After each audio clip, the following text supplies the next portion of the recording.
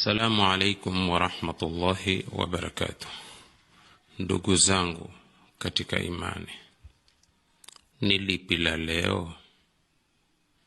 La leo ni hili, kwani kila siku hakuna liatalo kutokea katika zama tulizo nazo.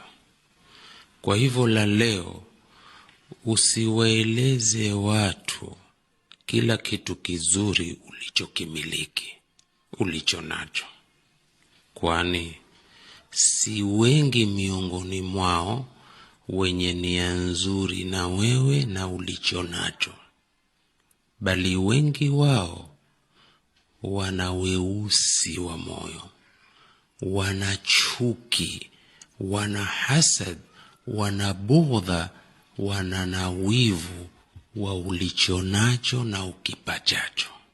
Kwa hivyo alichokuruzuku Mwenyezi Mungu katika chochote kizuri, si yoyote wafaa umweleze.